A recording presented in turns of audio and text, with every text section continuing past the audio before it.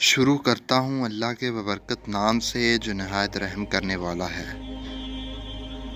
قرآن کریم میں اللہ پاک نے فرمایا ہے کہ ہر نفس کو موت کا مزہ چکھنا ہے، یعنی کائنات کی ہر جاندار کے لیے اللہ پاک نے موت کا وقت اور جگہ متعین کر رکھی ہے۔ اس سے کسی کو چھٹکارا نہ ملے گا اور نہ ہی کوئی اس سے بھاگ سکے گا۔ اسی لیے ابلیس شیطان کو بھی ایک دن موت آئے گی، لیکن وہ دن کون سا ہوگا؟ کون ابلیس کو موت دے گا؟ کیا شیطان کو نرک کے عالم میں تکلیف ہوگی؟ شیطان کی قبر کہاں بنائی جائے گی؟ شیطان کتنے عرصے تک موت کی نیند سویا رہے گا؟ ناظرین گرامی، آج ہم انہی اہم سوالات کے جواب قرآن و حدیث کی روشنی میں دیں گے۔ ناظرین گرامی، جب شیطان مردود کو اللہ پاک نے جنت سے نکال دیا تو اس نے اللہ پاک سے قیامت تک کی مہلت مانگی کہ قیامت سے پہلے مجھے موت نہ آئے، لیکن اللہ پاک نے اسے وقت مقررہ تک، یعنی ایک خاص وقت تک مہلت دی، جسے قرآن کی سورہ ہجر کی آیت نمبر 36 تا 38 میں یوں بیان فرمایا گیا ہے۔ اس نے کہا، اے پروردگار، لوگوں کے زندہ کیے جانے تک مجھے مہلت دے۔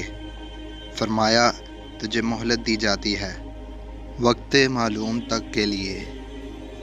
ناظرین گرامی، وقت معلوم کو مفسرین نے نفخہ اولیٰ لکھا ہے، یعنی جب حضرت اسرافیل علیہ السلام پہلی دفعہ سور پھونکیں گے۔ قیامت کی نشانیاں جب پوری ہو جائیں گی تو مومنین کی بغلوں کے نیچے سے ایک پیاری خوشبودار ہوا گزرے گی، جس سے تمام ایمان والے وفات پا جائیں گے، اور پھر اس کے بعد 40 سال کا زمانہ گزرے گا کہ جس میں کوئی بچہ پیدا نہ ہوگا، یعنی ہر انسان کی کم سے کم عمر 40 سال ہوگی۔ مسلمان چونکہ مر چکے ہوں گے، اسی لیے زمین پر صرف مشرک و کفار رہ جائیں گے۔ تفاسیر در منصور جیم 5 صاد 71 پر لکھا ہے کہ جب مومنین کی وفات کو 40 سال گزر چکے ہوں گے تو پھر حضرت اسرافیل علیہ السلام پہلی دفعہ سور پھونکیں گے، جسے نفخہ اولیٰ بھی کہتے ہیں۔ شروع میں اس کی آواز نہایت کم ہوگی کہ لوگ کان لگا کر سنیں گے، پھر یہ بڑھتی اس قدر زیادہ ہو جائے گی کہ کانوں کے پردے پھٹ جائیں گے، ان کے نتنوں سے پیپ بہنا شروع ہو جائے گی اور لوگ مر جائیں گے، انسان، جن، فرشتے، یہاں تک کہ شیطان ابلیس کو بھی اس نفخہ اولیٰ کے وقت موت آ جائے گی۔ اس کے 40 سال بعد حضرت اسرافیل علیہ السلام دوسرا سور پھونکیں گے تو پھر تمام مردہ زندہ ہو جائیں گے اور قیامت قائم ہو جائے گی اور میزان لگے گا، یعنی نفخہ اولیٰ کے وقت ابلیس کو موت آئے گی اور نفخہ اولیٰ اور نفخہ ثانیہ کے مابین 40 سال کا عرصہ ہوگا، اور یہ کہ ابلیس 40 سال تک مردہ رہے گا۔ آئیے اب اس بات پر روشنی ڈالتے ہیں کہ ابلیس کو موت کیسے آئے گی اور وہ یہ 40 سال مردہ حالت میں کہاں گزارے گا۔ اس سلسلے میں حضرت کعب بن احبار رضی اللہ تعالیٰ عنہ کی ایک مشہور روایت پیش کرتے ہیں۔ حضرت کعب بن احبار رضی اللہ تعالیٰ عنہ فرماتے ہیں کہ جب ابو البشر حضرت آدم علیہ السلام کی وفات کا وقت آیا تو وہ پریشان ہو گئے اور اللہ پاک سے عرض گزار ہوئے، اے اللہ، میری موت سے میرا ازلی دشمن بہت خوش ہوگا، کیونکہ میں مرنے والا ہوں اور وہ قیامت تک زندہ رہے گا۔ اسی وقت ملک الموت حضرت آدم علیہ السلام کی خدمت میں حاضر ہوئے اور فرمایا، اے ابو الآدم، وفات کے بعد جنت میں رہو گے، جبکہ ابلیس قیامت تک دنیا میں رہے گا، اور پھر قیامت سے 40 سال پہلے اس کو ایسی موت آئے گی کہ وہ پوری دنیا کے انسانوں جتنی موت کی تکلیف برداشت کرے گا، اور پھر جہنم ہی اس کا ٹھکانہ ہوگا۔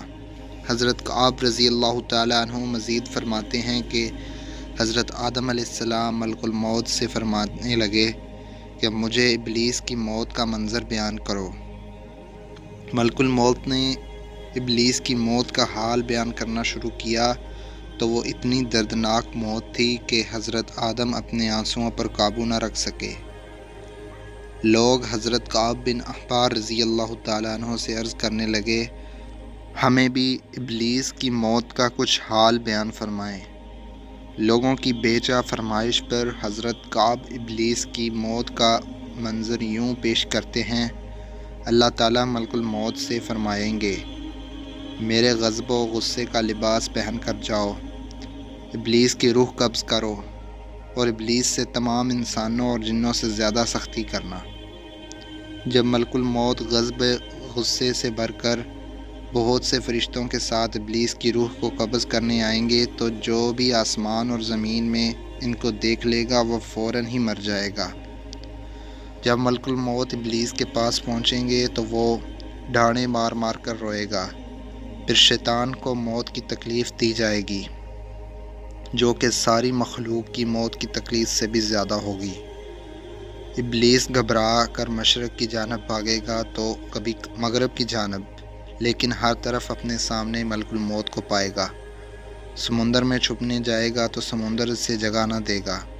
آسمان کی طرف بھاگے گا تو وہاں مقررہ فرشتے اس کو آگ کے کوڑے ماریں گے۔ آدم علیہ السلام کی قبر کے پاس کھڑا ہو کر کہے گا، اے آدم، تمہاری وجہ سے میں ملعون و مردود بنا، کاش کہ تم پیدا ہی نہ ہوتے۔ پھر ملک الموت سے کہے گا کہ کتنی سختی اور تکلیف کے ساتھ میری جان نکالو گے۔ فرمائیں گے جتنے لوگ جہنم میں ہیں ان سب کی موت سے کہیں زیادہ تکلیف اور سختی کے ساتھ۔ یہ سن کر تڑپنے لگے گا اور چیختا چلاتا ادھر ادھر بھاگے گا اور اسی جگہ پہنچ جائے گا جہاں اس نے جنت سے نکالنے کے بعد پہلا قدم رکھا تھا۔ وہ جگہ آگ کے کنارے کی طرح سرخ ہوگی، زمین چنگاری کی طرح ہو جائے گی اور زبانیاں فرشتے اس کو گھیر لیں گے اور زنابوروں اور آروں سے اس کو چیریں گے۔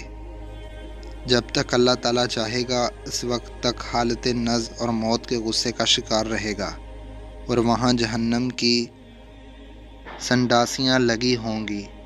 ان سنڈاسیوں سے تڑپتا تڑپتا کر کے اس کی جان نکل جائے گی۔ آدم علیہ السلام و حوا سے کہا جائے گا کہ ذرا اپنے دشمن کو دیکھو کس طرح ذلت کے ساتھ مر رہا ہے۔ وہ دیکھ کر کہیں گے، یا اللہ تو نے ہم پر اپنی نعمت مکمل فرما دی۔ انہیں جہنمی گڑھوں میں ابلیس 40 سال تک رہے گا اور یہی اس کی قبر ہوگی۔ پھر 40 سال بعد دوبارہ حضرت اسرافیل علیہ السلام سور پھونکیں گے تو تمام مردے زندہ ہو جائیں گے اور حساب و کتاب کا عمل شروع ہوگا۔ ناظرین گرامی، اس کائنات کی ہر چیز فنا ہونے والی ہے۔ اگر کسی کو دوام ہے تو وہ صرف اللہ بزرگ برتر کی ذات ہے۔